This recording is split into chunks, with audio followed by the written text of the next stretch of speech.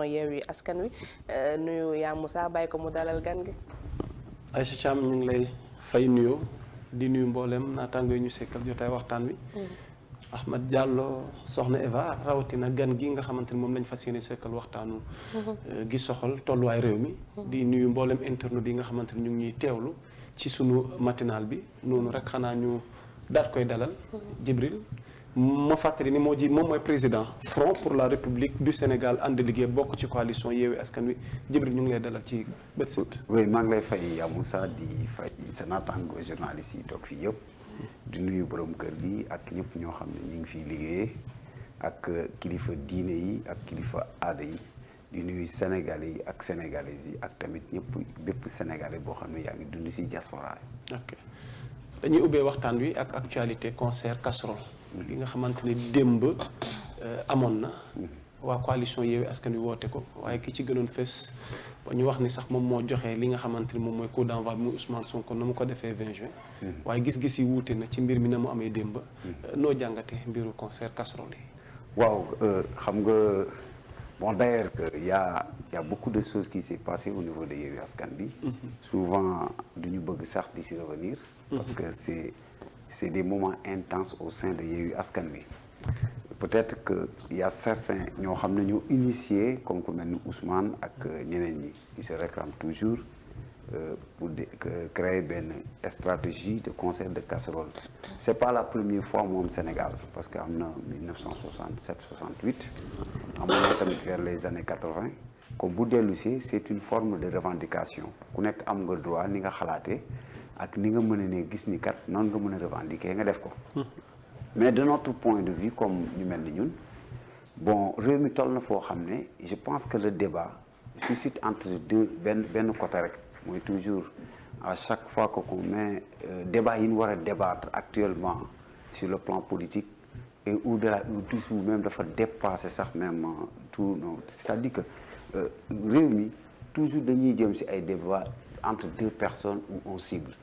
Nous, notre stratégie qu'on devait mener, c'est-à-dire que essayer de poser des débats comme sur le plan agriculture, sur le plan agricole, débattre des questions yoo xam ne mi ngi jëm ak tamit future assemblée nationale bi ñu jëm. parce que bu ngeen xoolee au début il y avait des batailles yoo xam ne yooyu mëne na ko dem nañ ba ci biir ñi ko mëne woon sax par rapport ak ñun suñu gis-gis xawoon na wute.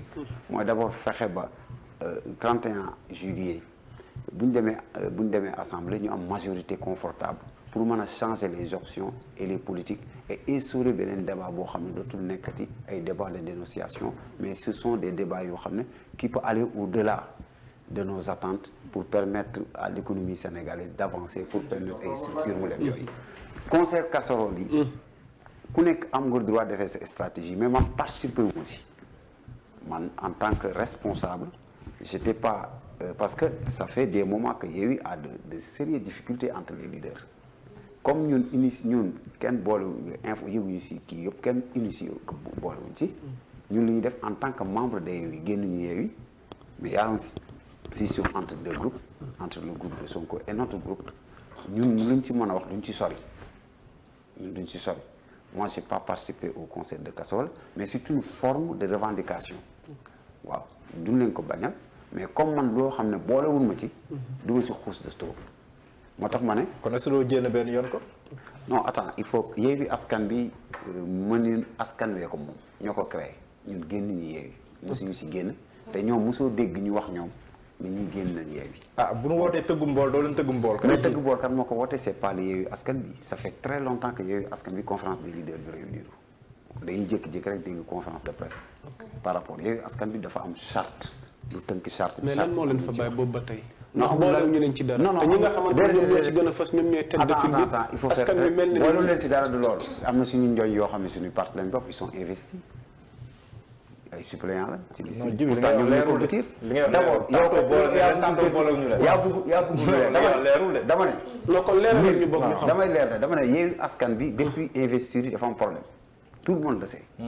depuis problème yooyu bu mu amee ba léegi on réclame la conférence des leaders. conférence des leaders bi réuniragul déggu leen fenn fu ne réunir leen les 3 yoo xam ne ñun ñoo toogoon dénoncé ba tey ñoom am nañ droit ñoom dérouler seen programme. ñoom si bu leen neex. ñoom dañu naan au nom de la conférence des leaders. mais ñun si on parle. te le président de cette conférence des leaders. mais attends gis nga chaque fois. mais ñun bu ñuy wax ba ñuy def point de presse. on a parlé au nom de Yewwi Askan Wi mënuñu si génne ñoom sax il y a des pourparlers yoo xam ne ils sont en train de le faire dañu ko discuter pour toog ñun on réclame toujours parce que ñun on réclame toujours que ñu tase conférence des leaders ñu def ko am nañu siy dox doyen bi si on a discuté il y a qui a appelé Guirassy ñu ngi wax mais déggoo fenn si ñoom diw génn moo woo Guirassy entre ñoom ñaar ñoo wax c'est que Guirassy nous a dit qu'il a parlé avec Sonko. ok lan la ils ont déjà discuté c'est-à-dire que c'est un problème de coalition la du ñàkk. mais nag dama ne depuis bi coow li amee ba léegi conférence des leaders bi Yewwi Askan bi réunion te Yewwi Askan bi conférence des leaders bi ñëpp xam nañ ni boo ñëwee si kuréel dafa am conférence des décisions majeures yëpp fa lañ koy jëlee donc comme loolu réunir ñun dégg ku ñu benn. depuis de belle lurette bi ñu mujj def lan def ba léegi le président convoqué ko donc on jàpp ne ku nekk yaa ngi sa activité ñun ñu ngi suñu activité keneen ak keneen ku nekk nag bu la neexee def ay activité parallèle ba ba ñuy toog ak. yéen xanaa si suppléant la leen investir woon seen ñooñ. non man si titulaire. non wax ma yow seen ñooñ leen. waaw am na ñoo xam ne xam nga titulaire souvent suppléant le plus dangereux mooy que gars yi du ñu sóor bu ñuy defar liste suppléant dañuy jël lu ñu jël rek dugal lañ jël du moo tax du ñu am maîtrise si loolu. mooy indi erreur yu bari gars yi duñu maîtriser. mais loolu leen mën a dalee ku xam maanaam politique bi fi mu toll ngeen xam ne yéen du ngeen ay novice. waaw ñàkku leen expérience. ci lu nu mel. waaw xam nga ngeen mën a nag def njumte yu mel nii waaye tamit teewul ngeen ngoyam ci mbir mi jàpp ni yéen a ne ci dëgg te dellu si leen leeral askan bi ne yéen a juum. waaw mais ñoom commencé nañoo nangu ni ñëw juum ñoom parce que d'abord moi je suis membre de la commission des opérations électorales j'ai beaucoup plus d'expérience que kii nekk mandataire. parce que man waaw 2016 ba léegi maa ngi si dialogue politique. ñu jiital ko bàyyi la. non du loolu demeewul foofu nit mën nga ko jiital mais day ànd ak ñoom expérience boo xoolee Benoît Sambou am nañu ko ëpp expérience yu nekk coalition benn bokk yaakaar si élection mais teewul dañuy processus bi àndandoo la mais fekkee ne dafa am processus boo xam ne ñun ñoo àndoon dem local liggéey ci man maa ngi gérer lépp ñu naan sous commission collecte veille et de collecte des résultats et des données électoraux man maa koy gérer sous commission bi.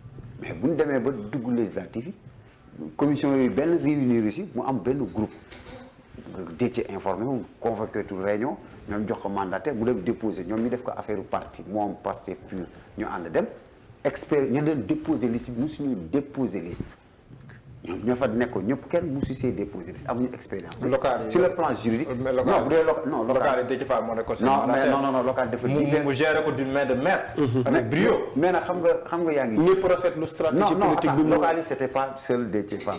y avait maître Moussa Diop ba ñu amee moo tax parfois bu may dégg gars yi di wax. au niveau de Saint-Louis bi ñu fa amee problème. maître Moussa Diop moo ko lijjanti woon maître Moussa Diop a ko lijjanti. mais yéen justement mais loolu xoolal loolu tey ña géré woon processus boobu. boo leen éliminé.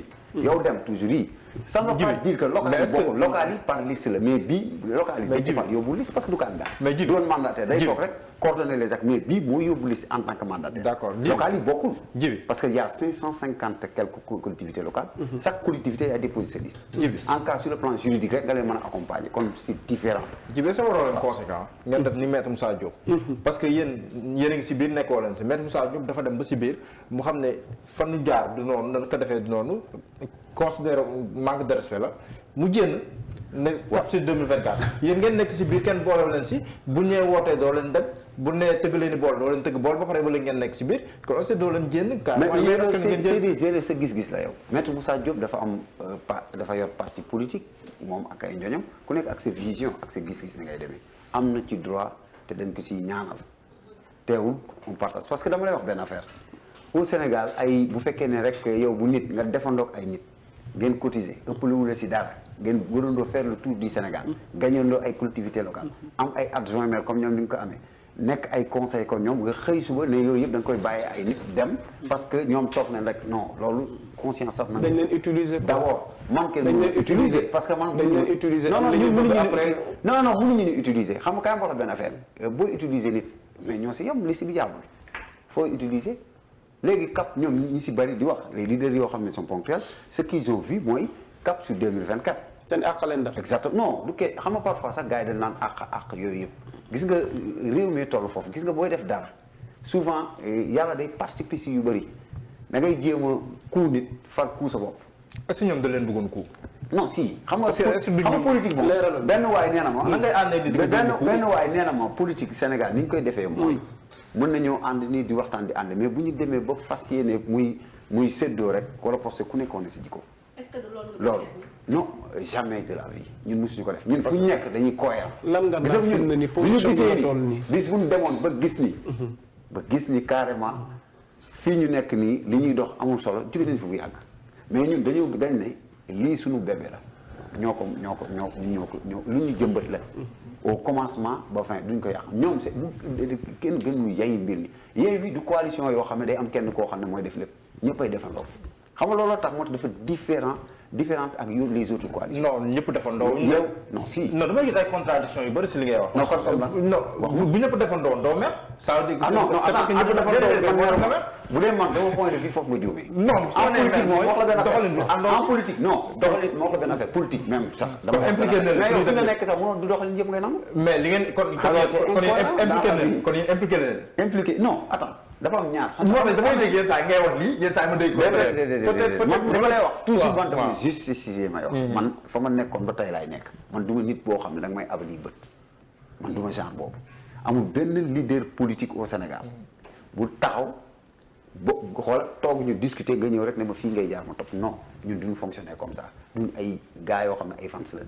ok politique li ñu ko jàppee Sénégal par rapport politique science la mais politique tam jaamu yàlla mais tamit politique vision bu claire la boo nekkee ci biir ànd ak say morom ak say naataangoo ñu def dara bëgg a defaat dara nga bokk rek boobaa yow yaa ko nangu Sëñ Abdoulaye daan wax ne nit ki fulla mooy bu la defee benn mun nga baal mais bu naree ëpp rek taxawal arrêté ko ndax mooy tax ëllëg ñu xam fañ jëm te ay nit boo ànd ak ñoom ëpp ñu la xam-xam yoruñu la si dara lenn ngeen séq rek mooy da ngeen a am vision pour jëli réew man li ma gëm mooy dañ ne ñi fi nekk li ñuy def dara baaxu si li ñuy def nii yii ëpp na ñun kon bu ñuy ñëw dañoo war a wonewaat beneen facette ak beneen xam ñi fi nekk li ñuy def te ñun li ñu gëm mooy de notre point de vue ñun mooy d'abord que bu ñu dénoncé lii ñu waruñu def le pire que ça mais gis nañ ni am na ay anomalies toujours sax même ñoom ils ont fait beaucoup d'erreurs de communication élection sans suñu liste élection day dem mu jënd ne élection day am élection du am affaire c'est-à-dire que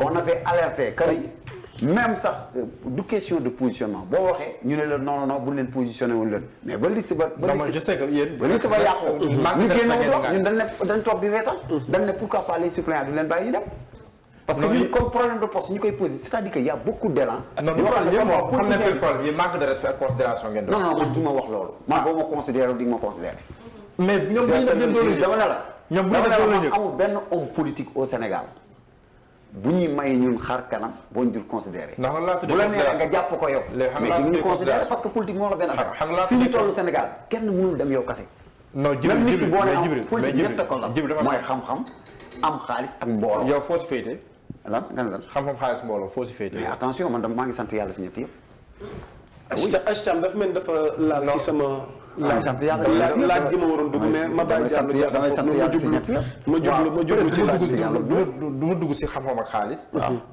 parce que loolu moom dafa xaw a personnel mais si wàllum poids politique jibi waaw man xaw ma fa laa la mën a nattee waaw d'accord xam nga poids politique moom moo xam au Sénégal tey yow fooy milité Guédiawaye moi je milite à Guédiawaye on a le mérite de gagner Guédiawaye instant ni su may wax Guédiawaye waaw sama xel mën na dem si Ahmed Aïdara dëgg la Khadija Mahécor c'est normal waa ji jënoon démb di tontu Lat Diop waaw at ñooñu mën naa leen tudd même Aliou Sall ba tey génn ci course bi donc directeur RTS bi waaw Racine Talla ñooñu xam naa leen waaw yow jibi yow si yeewi moo tax ma xam la waaw dëgg la avant yeewi xaw ma loolu non sincèrement waxuma pour sa bopp dëgg la mën na am na ñeneen ñoo xam mais c'est normal waaw mais xamuma kay mënoo forcer nga xam waaw non yeewi non at yeewi laa la xam waaw dëgg la yeewi moo tax ma xam la dëgg la waaw yeewi moo tax ma xam la même bu nekkee minimiser wul entre une fois mais yeewi moo tax ma xam la donc léegi est-ce que kon booy naan yaa ngi si ñett yëpp mais si bi ma wax nii côté poids politique est-ce que dëggantaan jibi am nga poids politique bu war a tax yéen seen concert comme léegi baatu concert ba xew concert de Yewwi des leaders de Yewwi seen concert nga mën fa am dayo boo xam ne dina tax boo waxee ñu déggul waaw xam nga nit ñi au Sénégal dafa am benn facette politique bu dangereuse bu ñuy prôné mooy d'abord tey jii sans nga wuti mbooloo parce que ñi ngay gis yëpp ñi ngay tudd ñëpp la majeure partie du dañu wàcc sur le terrain pour wuti comme ni ñu ko daan defee man j'ai été à And Jëf j'ai dirigé les jeunes d'And Jëf ñun politique du wax pour wuti ay buzz ak ay yooyu non lii la xam-xam dañ daan toog di concertus yu bëri bataille yu bëri dañ ko mëne am na si ñoo xam ne soxlawuñ siiw am ñoo xam ne dañ ko soxla mais bi ñu ñëwee ba tournant 2000 yi on a vu que ni ku bëgg a siiw da ngay utiliser télé yi vous attaquer les cibles soit les religieux wala soit l'État te sans argument parfois sax nga attaqué pour des dénoncer ñu topp la mën nañ ko parce que c'est des stratégies de com ñun nekk ñu foofu ñun ay taalibe lañ ñu yar si ñu yar dañ ñoo gëmal ni bu ngeen naree am mbooloo ci loo xam ne du ñu gëm ak loo xam ne sos ta nar a def ak tamit loo xam ne tegul fenn jarul ñu koy wut ñett ba ñuy dugg politique dañ ne dañ ñoo jàng. mais am na ñoo am mbooloo te defuñu loolu de. non ça dépend si nit ku nekk ak ni yàlla bindee am na ñoo xam ne mën nañ dugg si politique ba génn si doole sax kenn du njëkk. mais ils font de la politique. quand wala dafay am fenn foo xam ne nee naa fal ak falu dafa aajuwu fenn foo xam ne parfois il faut que ñu retourner ko koy joxe. parce que di nga gis koo xam ne kenn du ko xam mu xëy rek falu. am na sax si maire yi. wala local yi y a beaucoup de gens man am na benn suma xarit yoo xam ne ay maire lañ. kenn musuma leen gis sax ci politique. te léegi ay maire la dañoo dugg rek. non même ni image Sonko moo leen xaw a yóbbaale. image Sonko moo leen xaw a yóbbu la. da ngay nangu man nekkuma foofu. Sonko li mu am méritam la yàlla moo ko may ñu nga bañ ko nga nangu ko yàlla moo def loolu. li yàlla def nag si nit boo ko bañalee loolu moom mënoo si sori da ngay dem kalaame ko yàlla ñun duñ genre yooyu. ñun ñëwuñu am politique parce que jàngaluñu politique. lu ñuy nekkee naan dañuy def tout pour des arnaques pour def non on nous a dit. non man je da ngay mënaat sa bopp non dama lay wax rek question de popularité. au niveau de Guédiawaye man Guédiawaye man du ma nit boo xam ne damay def comme du ma def mukk lu ñu may xeebe. du ma def mukk loo xam ne ay dédire. parce que xam naa fi ma bokk yàgg naa fa tous ces acteurs politiques yi nga tudd nii. am na si ñoo xam ne su may jarbaat am ñoo xam ne su may xarit lañ. dañuy waxtaan si lu bëri si ay sujets am ñoo xam ne si xam ne politique on discute sur beaucoup de questions. économique wala liggéey si yenn facettes yi. en tant que société yu ñu am ak yooyu. foofu ñun dem man li ma gis mooy d' abord au delà maa ngi koy wax nee naa leen li gën a dangereux au Sénégal mooy parfois ngeen bàyyi nit ki muy déroulé une fois que ñu jox ko rek problème bi foofu lay commencé moo ñu dal en Afrique en Chine. est ce que amal ko moom wax ji. en Chine non man du ma wax di sànni kenn man may wax diw dama naan diw. man awma doomu aadama bu may ragal si àdduna. parce que tontu boobu laa ju jaar dama ne si ma ne ko. base politique dama ne ko base politique. ça se construit parce que chef de parti gu ci nekk tey. man sama base minimum pour laaj bi leer. man am naa sens pour laaj bi leer. nekkuma candidat au niveau de la ville de Guédiawaye. nekkuma candidat au niveau de mairie de Golf Sud. mais accompagné naa ay candidats ñu gañe. nekk naa conseil. comme kan. conseil accompagné ak ñoom Khadija ñoo bokk yéen. d'accord ban gañe ñoom Khadija ñoom Ahmed. Ahmed a beaucoup de mérite parce que depuis 2014 après élection 16 ba léegi ñoo ànd liggéey. man ak moom bon collaboration boo xam ne yàgg nañ ci ànd. mosuñ dégg ñu bruit je suis le premier sax bu njëkk ñi mu seet si njëkk ñu ànd ak moom si processus bi di xeex Guédiawaye ba jëli ko parce que man maa ne ko les hommes politiques pour ñu mën a atteindre au niveau de Guédiawaye Aliou Sall dina difficile mais ku mel ni yow mën na ko parce que da ngay yor facette boo xam ne kenn mënu la catégoriser et d' abord que am nga lu ñu naan la voix parce que voix de presse te dina la may communication boo xam ne yaay gën a am image par rapport à nous c'est-à-dire que fii Sénégal mooy nit ñi ni ñu koy jàppee mooy man naa exister keneen dina exister man bu ma gisee ni yow Diallo si côté charisme ak yooyu yaa ngi ko ëppale dinaa d'accord topp la si kaw nag dañ koy teg si lu leer mooy d'abord xam-xam ak njariñ mais pas topp la pour yow boo defee lii te li gën a dangereux mooy au politique ku nekk da nga naan non sama base war naa siw moo waral dérive di am moo tax xoolal léegi actuellement politique bi ñu indi politique de violence verbal lañ indi mooy da ngay saaga pour am y a des gens qui me doon conseillé dama génn di dal si régime bi pour gars yi xam la ma ne ko non da koo jaru ko parce que d' abord bu fekkee ne tey jii nommé nan la maire ma ne ko d' abord poids bi ngay am au Sénégal man li ma jàngee mooy bu ñu la nommé yow dootul lu ñuy def comme Sénégal xam nga bu la nommé danaan seen liggéeyu day la yaa ko monitor affaire bi ma ne ko non ku ñu nommé da nga war a tiit parce que d'abord résultat mais au Sénégal on ne cherche pas de résultats on cherche à récolter de l'économie pour yow par rapport c'est-à-dire que facette yooyu yëpp la ñu war a dindi gis nga boo gisee occidentaux yi ak chinois yi raw ñu ñoom nekkatuñu ci question d'image boo demee Chine dañ naan lan la réaliser balaa nga nekk ba fan province bi fan la ko jëlee fan la dem ak fan la ko jaarale mais fii dañ naan waa ji nit ñi topp nañ ko car Sénégal sensation lay fale mën nañ folli mais mënuñu fal. émotion la ñuy demee exactement moo waral nag ku bëgg a bës da nga koy am. tey jii bu ma waroon plateau yi di saaga suba mais ñii saaga ndey ñoo gën a siiw léegi Sénégal. ndax ñuy saaga tam ñu bës de. voilà donc loolu dinañ ci ñëw beneen laaj bi mooy junjoon nga ko sànq ci say kàddu. da ngeen gëmloo woon ñi leen topp ak ñi yaakaaroon ci yéen ci wàllu élection législative yi. ne dara mën leen a tee bokk ci élection législative seen liste titulaire ak leader yi nga xamante ni seppi nañ leen. dinañ ut pexe ngir ñu indi ko ndax loolu ngeen di wax maanaam conseil constitutionnel ngir mu établir ko. jamono yi dama dalal Mimi Touré ci suñu jotaay waxtaan. mu xamal ma ni fi mu ne nii waa Yewwi Askan Wi coow lee bëri rek. mais yaa Moussa ala kulli ali dinañ dellu gannaaw te dinañ bokk mu mel ni mujj ngeen dellu gannaaw te ñëw ngeen bokk. te woo ngeen askan wi ci yoon woo xamante ni ay gàllankoor yu bëri am na ci lu waral maanaam seen waaw xam nga man bu dee Yewwi Askan Wi du man maa jël position yooyu je n'ai jamais pris position boo xam ne que ni par force kan wax benn affaire j'ai dit en conférence de presse que ne ñun du ñu teggi lu loi am on avait dit que bi problème am yi ne conseil constitutionnel libre de droit conseil constitutionnel joxe na verdict amul recours ku nekk am nga peut-être que am li lay dal ak yooyu yëpp ak na nga gi ñoom facette la mais man lu ma gëm mooy dañu war a dem élection gagné leen parce que man dama gëm ñun dañ ñoo jiiñoon ñun du ñun ñoo ne par force li si day bokk suñu groupe ñun dañ ñoo jiiñoon ni poste ñu tax a jóg ñuy kaas ñun dañ ne nan dem compétir ak liste même suppléant yi gagné leen ñun ñëpp ñu ànd jàppale. loolu est-ce que du see kàddu wuuteeg li nga xamante ni tey ñi ñu non non dama ne la li ma gëm man. moom gën na yeewee. non man li ma gëm man yeewi parce que moom génn. yow yaa ma génne yeewi moom yi koy Diallo mais bu nekkee man à 100%. dañuy sentir ñaari communication. double communication ci benn coalition. yenn saa yi wax yeewi daf koy engagé. yenn saa yi wax yeewi du ko engagé. non attends man lu ma engagé. moom bu ko engagé bu engagé ko. man li ma engagé la li ma engagé la ko def pour popularité non man li ma engagé. non revirement de 360 popularité bu yeewi laa koy wutee. ah oui fi mu toll nii nag. dellu gannaaw gi ngeen dellu gannaaw. non waaw ak ñi dellu ginnaaw kooku ngeen di poser question ñi dellu ginnaaw. non pas coalition man je ne crois pas parce que dama gëm coalition yeewi man je ne suis pas comme moi li ma leen wax mooy du ma défendre du ma gëmul mukk ci àdduna. bu ko defee rek wàcc. parce que toujours damay sóor ni la ma waxoon démb. moom lay tegaat rek. man li ma doon dénoncer si yeewi. toujours bu ñu ñëwee laaj ma ko moo xam ne nee naa leen au départ la amoon moo indi lii te bu demee ba indi lii da ngeen di nangu bi mooy ñu toog ñoom nag bu ñu toog ba léegi ñu ngi déroulé seen programme bu ñu waxee ñoom ñu déroulé ñun mënuñu tee wax si yeewi mënuñu génnee yeewi parce que ñoom du tax même affiche yi ñuy def suñuy photo si. mais bul ne ñoom nee ñun. tant que non ñun dama ne ñun yeewi. mais dafa am ñaar. coalition bu amee problème yëpp la. am na ñoo xam ne ils sont libres seen bos moom dafa doon. man ñun dañoo libre. bu jiiñee leen coalition yéen seen cas ñëpp ñun dañu libre. gis nga boo nekkee gis nga bu fekkee ne si yoon nga nekk. toujours gis nga yàlla dëgg rek la bëgg. moo tax bi mu tollee fii man parfois affaire yi dafa may def ree. parce que dama ne woon Yewwi seul sans le PDS. on gagne Macky Sall. Fala doon ñëw. on gagne Macky Sall loolu gëm la. intercoalition. mais man d'accord mosuma si d'accord. moo indi gàllankoor yi. ñun dañ see d'accord parce que ñun dañ ko indi conférence des leaders. ma ne man d'accorduma ak ànd ak PDS parce que lu ñu waxoon la ñoom. au commencement c'était avec 4 ñoom ñu den dem. gëm ni ñun amuñu poids.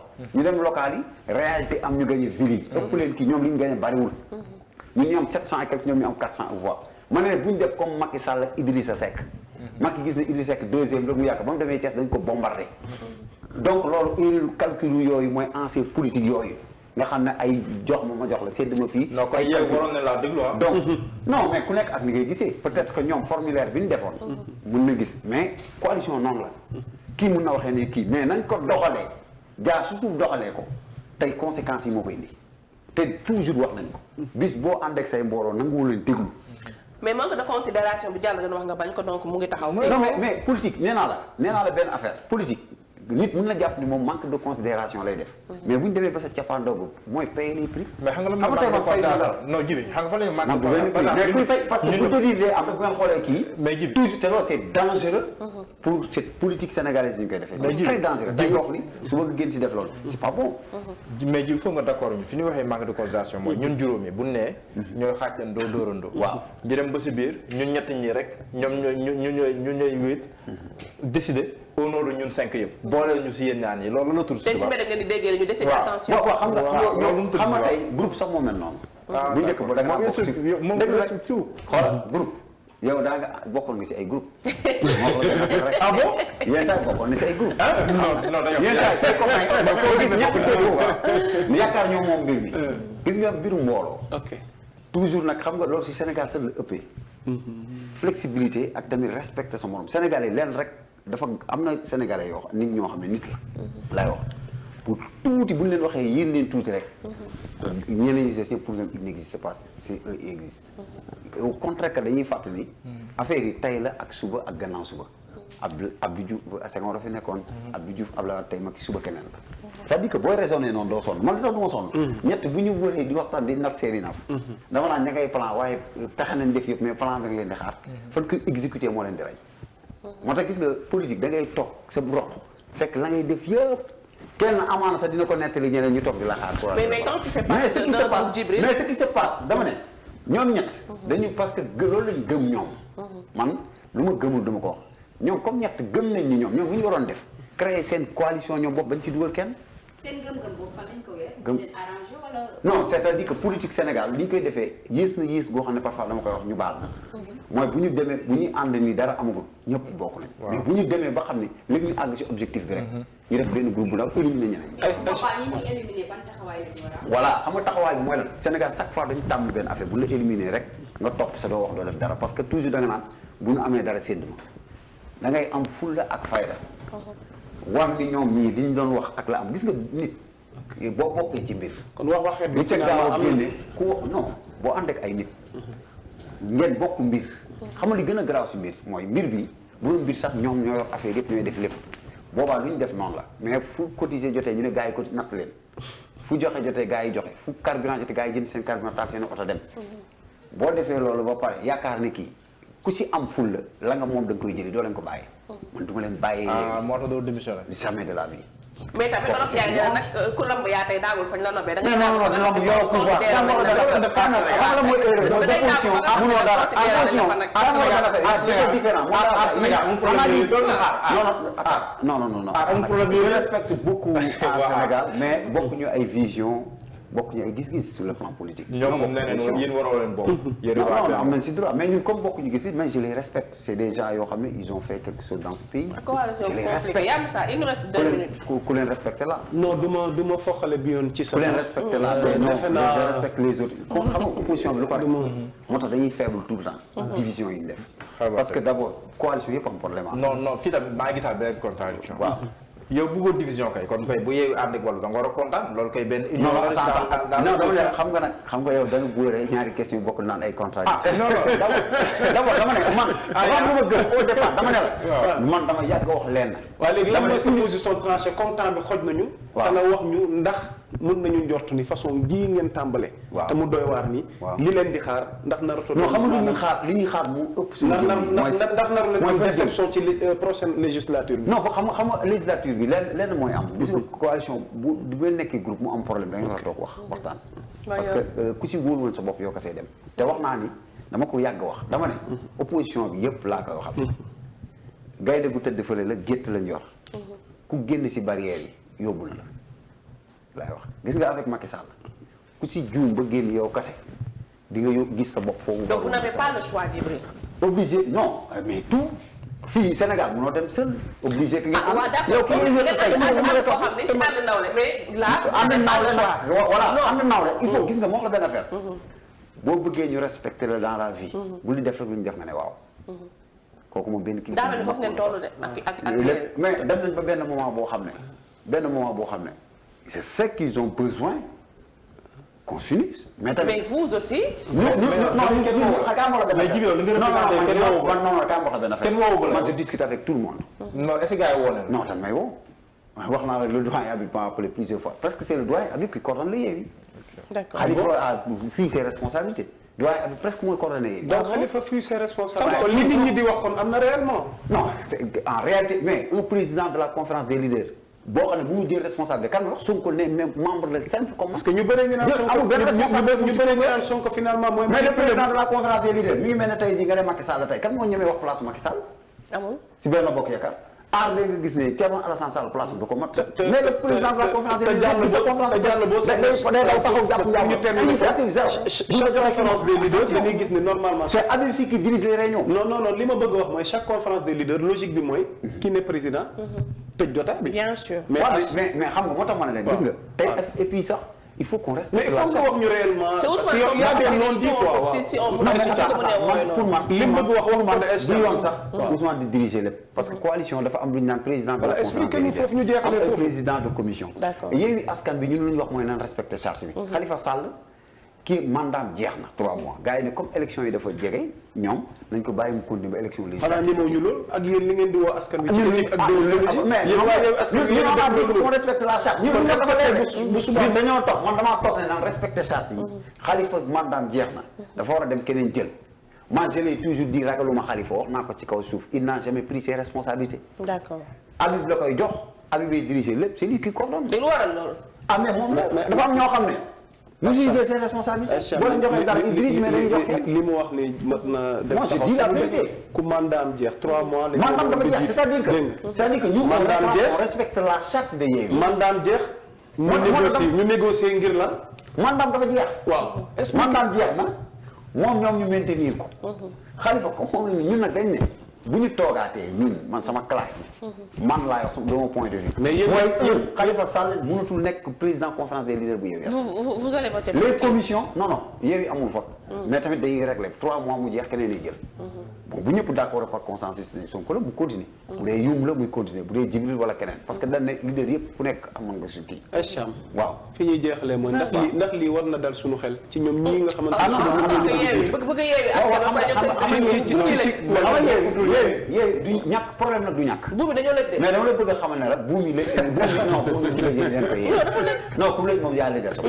gis nga booy dox gis nga politique. booy toog naan da ngay jéem a yéen moom moo tax buum yooyu. moom laa wax danaa leen. dama ci buum yooyu doon foo si buum bi ba yeew seen bopp ne yeew non je ne pense pas que naan si buum bi ngeen doon foo ba yeew seen bopp ñu ko yeew seen bopp ne rek Yewwi idée le projet la lu ñu gëm ñun mais ñun dañoo nangul si àdduna ne benn groupe Yewwi affaire du Sénégal la Sénégalais yi ko moom dootul pour ñu dafa dépassé sax suñu personne ak dafa dépassé leader yi parce que Yewwi ñi si dem rek boo tëjee tëggum bool Sénégalais yu bëri génn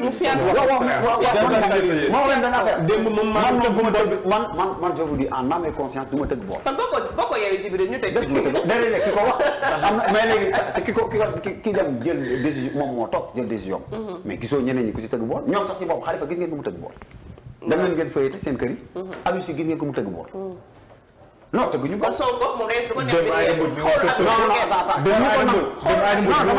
dama ne man sax dama dul parler. xoolul ak kenn c'est ça la vérité. non Sonko li wax dépassé fu may waxee. non Sonko li wax yéen it ngeen dugg si journaliste yi. jibi Sonko li wax conférence des leaders moo ko wax. man débat am na waxi conférence des leaders man ko neexee toog ne man conférence des leaders moo ko wax. waxi conférence des leaders non Sonko lu benn yoon laa dégg. kon Sonko li non mais Diallo wax na ko fi. waaw ah. Acham déggu leen ko wax na ko fi. man Sonko mooy décider. Khalifa day fuir ay responsabilités. Sonko mooy décider. non dafa ne kii mooy dama ne Habib Sy mooy coordonné. Habib Sy mooy coordonné presque lépp c'est. mais Sonko li muy wax dafa yabee conférence des leaders noonu toog naan léegi. mais tous les leaders sont yow boo nekkee conférence de presse kay tous les leaders sont libres man boo neexee bu ma. non non mais man bu ñu daan dem. dama xool yëpp.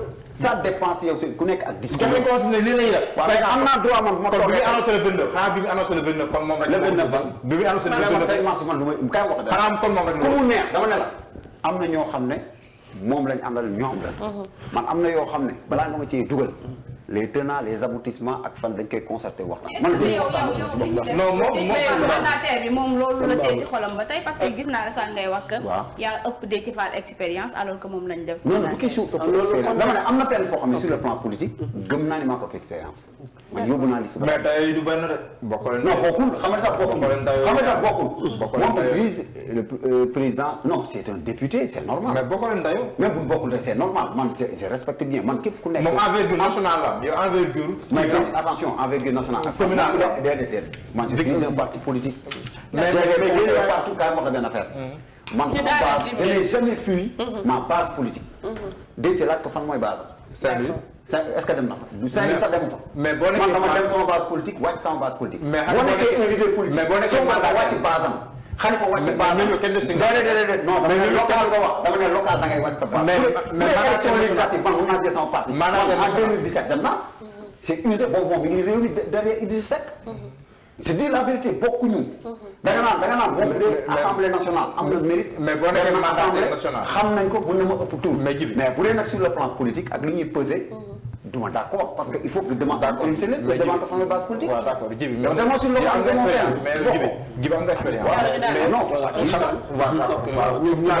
ñu bañ a xaaxaa. man dama ñeme dem sama département c'est quand même mais bu nag le frère du président d'accord d'accord mu ñoom dañoo war a moom forom dem Saint-Louis gañ Mansour Faye non mandataire la ñaari mënu ko boole non ça ne veut rien dire ñun mandataire mënu ko boole yow élection locale si on ko lan la président Pastef dafa dem nekk candidat Cheikh Tidiane Dièye moo doon suñu commission des finances moo gën a metti mandataire local du dara local la xool mandataire national wala coordonnateur non national du dara bu dee local la du dara recours yi ngeen war a def non du commission war a dem Saint-Louis war a dem non musul dem Saint doo bouger man daal li ma gis si yow mooy njëkk ci xam bi njëkk si xam bi sa génn si biti di coordonné non attends mun na ko boole campagne bi attends déedéet ñoo ànd campagne yëpp nag moo tax man ak moo ko dana faire am na mérite d'accord déet yi ñoo def xool tour du Sénégal jërëjëf fanaan nañ ci àll bi ak bokkum macha allah ak Mamadou Lamine Dia am na solo moo tax ñoom ñun groupe la ñoon boo xam ne on était moins de 7 ñoo wër le tour du Sénégal accompagner les candidats moo tax loo xam ne moom ñoo doon fanaan loo ñoo dem Ziguinchor fanaan Mbacké dans des conditions dem Linguère dem Saint-Louis jaar Louga fu nekk ba ñëw def tour du kii gars yi daaw ñu nelaw ñun am na solo yéen ñi dafa am loo xam ne lu bébé la am na solo kon bokk nga ci ñi ñu seen génne si biti non c'est-à-dire que le problème